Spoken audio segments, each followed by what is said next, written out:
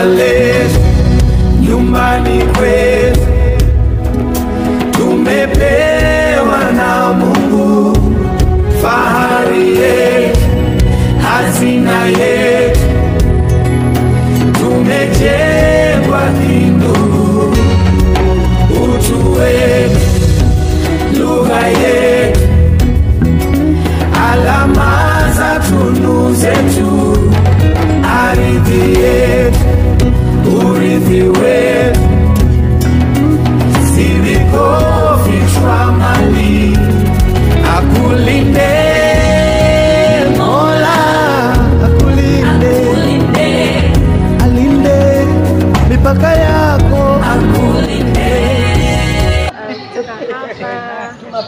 Shule ya uongozi ya Mwalimu Julius Kambarage Nyerere iliyoko Pwani.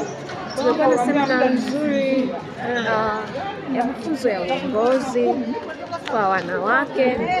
Kuna programu mbalimbali ambazo zinatolewa hapa zikiwa na mlengo wa kuendelea kuwajenga mabinti na wanawake katika uongozi, endelea kuwajenga wanawake wazalendo wanaoweza kusimamia katika nafasi mbalimbali na hata kuweza kuleta mabadiliko katika sehemu walizopo.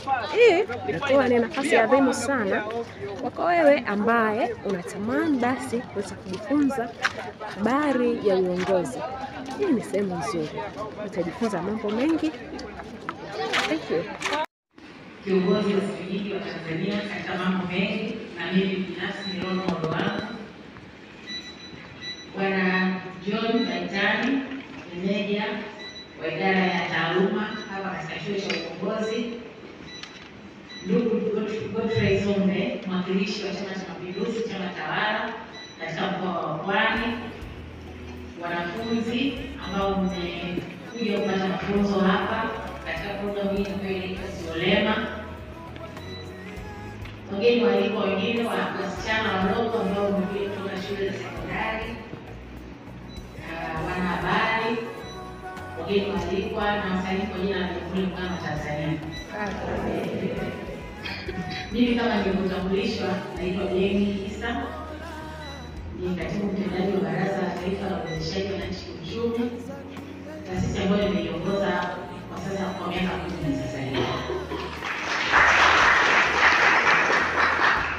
Nashukuru kwamba nimepata fursa katika kumalizia utumishi wangu naongoza Baraza la Uwezeshaji.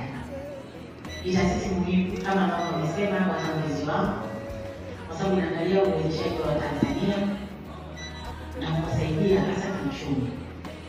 Na unafahamu nchi yetu tangu tulipata uhuru tulikuwa na matatizo mengi ya Watanzania, sisi Watanzania hasa weusi kushiriki katika uchumi. Wakati tunapata uhuru mwaka 61, Watanzania ambao walikuwa wanashiriki kwenye uchumi walikuwa hawafiki hata 10%. Wengi walikuwa wanategemea sisi. Ukiwa na mume wako hata anapovaa inategemea wewe unataka avaeje. Ukiwa ujane itakuwa hivyo hata jana. Lakini wewe ukitaka watoto wako wana mafundisho watakuwa. Ukitaka watoto wako wasome vizuri watasoma.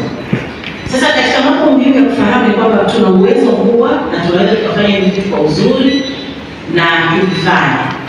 Sasa unapokuwa mwanamke kiongozi kama nyinyi ambavyo mlivyo ni zaidi hapo. Kwa hiyo kama ukishikwa kiongozi mpaka kazi kwako kuna watu wanakutegemea. Wanakutegemea uwasaidie. Katika uongozi ninasema hivi, katika uongozi sio kuwa na akili. Intelligence inasaidia kwenye uongozi, lakini sio sana. Kwa hiyo ili ufanikiwe kwenye kazi zako, kwanza ni kuwa na bidii wewe kama wewe. Lakini na ukiwa kiongozi wafanya wengine wafanye. Bila ambapo umefanya wewe wengine wafanye, ndio uongozi. Kwanza unataka kufanya wewe, unataka uhamishe ule uzoefu wako kwenda kwa watu wengine na wafanye kwa raha. Kwa hivyo kufahamu hiyo kwamba ni muhimu, na unakuwa na watu ambao wanakutegemea chini yako, wanataka uwafundishe, wanataka